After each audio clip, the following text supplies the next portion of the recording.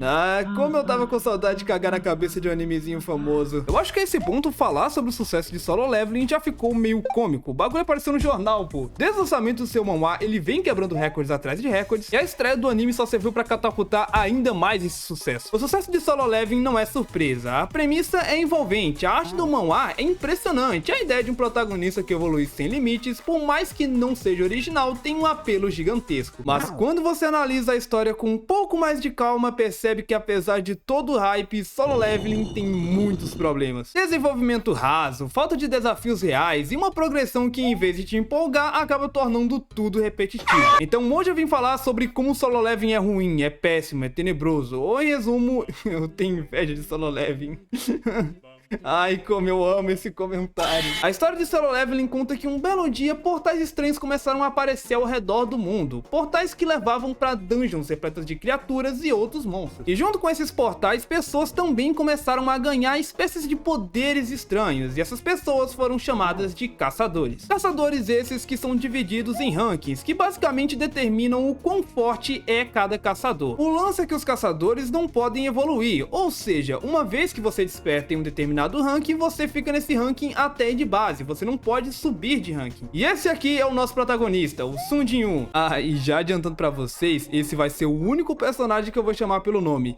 Desculpa se sou xenofóbico, mas ele foi o único que eu decorei o nome, e agora eu chamo todo personagem coreano de Sun Jin-Woo. É sério, eu chamava o protagonista de Round 6 de Sun Jin-Woo.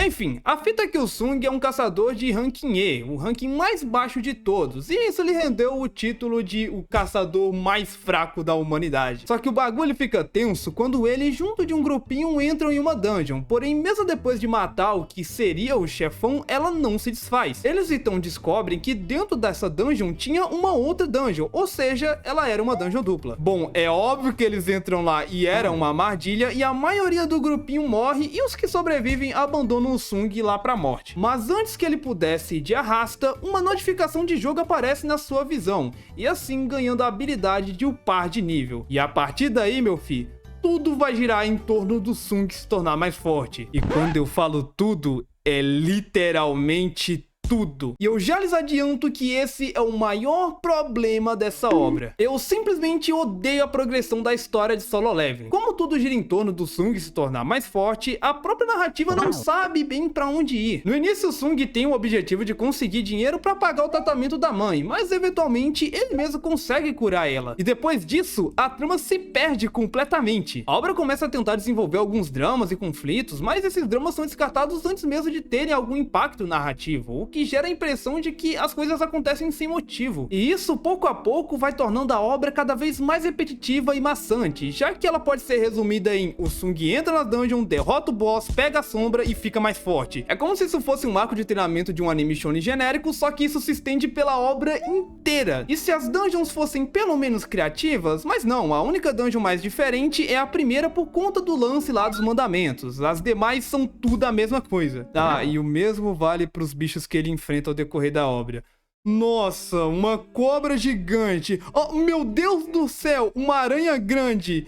Puta criatividade, meu. Mas lembra que eu falei que tudo nessa obra gira em torno do Sung ficar mais forte? Pois é, mané, nem os personagens se salvam disso. Eu particularmente não gosto muito do design dos personagens. Eu acho a maioria deles bem generiquinho, mas como eu sei que isso vem mais do traço coreano, eu não vou criticar aqui. Entretanto, mesmo não gostando deles esteticamente, eu confesso que a obra tem sim personagens interessantes, mas esses personagens são extremamente mal utilizados pela trama. Os personagens só servem como uma espécie de escada pro Sung. E é literalmente, olha só como esse personagem é forte. Olha só. Tá vendo como ele é forte? Agora olha só como o Sung é muito mais forte do que ele. Os personagens não têm nenhum tipo de aproveitamento na trama, o que é curioso, já que ele introduz os personagens, começa a dar uma pitada de desenvolvimento pra eles, mas ele descarta eles logo em seguida. A obra gasta tempo de tela com um monte de coisa desnecessária. Quando não é com o personagem que vai ser descartado logo depois, são com os diálogos porcos.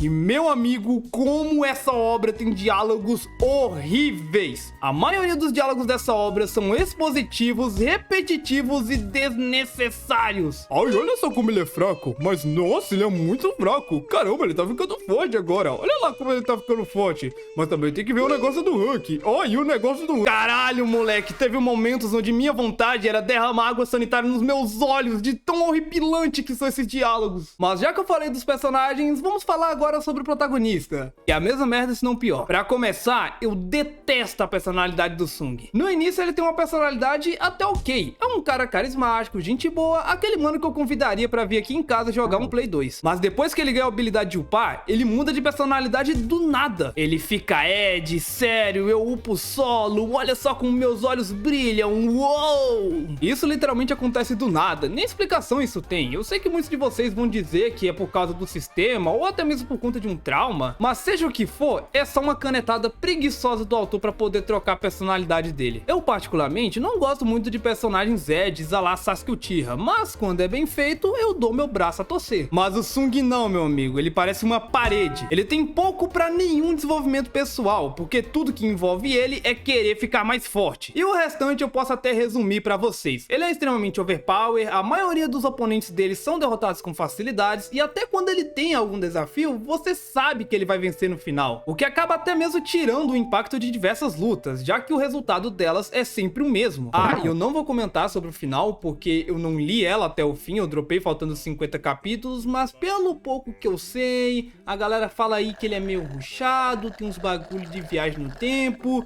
Eu não boto uma fé nesse final. Ah, mas MR, a obra é sobre o Sung ficar mais forte. Não faz sentido você criticar a premissa dela. Não é só porque a obra é sobre o Sung ficar mais forte que significa que ela pode jogar todo o resto pela janela. Pegando One Punch Man como exemplo, a ideia principal da obra é ter esse personagem extremamente forte que derrota todo mundo com um só soco. Mas não é só porque o Saitama é o protagonista e aquele que dá sentido à obra que significa que tudo vai girar em torno dele. One Punch Man tem outros personagens, outros conceitos e um mundo muito grande que vai ser apresentado e trabalhado ao decorrer da obra. Em diversos momentos, a obra dá mais tempo de tela para outros personagens do que para o próprio Saitama, como na segunda temporada, onde a maior parte dela é a gente acompanhando o Garou derrotando e enfrentando os outros heróis. O problema de Solo Leveling é que nessa de ele focar em apenas o Sung ficar mais forte, ela acaba abandonando todos os outros elementos da obra. Criar uma história com o protagonista overpower não é apenas pegar esse protagonista e colocar ele para enfrentar todo mundo. Não, caralho, uma hora isso vai ficar chato e repetitivo. Mas eu confesso que eu tô forçando um pouco a barra para poder criticar Solo Leveling. Ele inclusive sofre dos mesmos problemas de Kimetsu. Kimetsu esse que eu já fiz um vídeo mais antigo destrinchando os problemas dele. Se você quiser dar uma olhada, fica à vontade. Lá eu falo melhor sobre esses problemas. Mas em resumo, ele possui personagens interessantes porém sem desenvolvimento, tem conceitos legais porém mal aproveitados, um mundo grande porém mal explorado, uma narrativa com muitos problemas e por aí vai. Porém, apesar de todos esses problemas, eu não acho que Solo Leveling é de todo mal. Ela é uma obra bem direta a um ponto. Então se você tá procurando algo pra ver cérebro desligado, ou se você começou a assistir anime ontem e acha que Kimetsu é o melhor anime da história,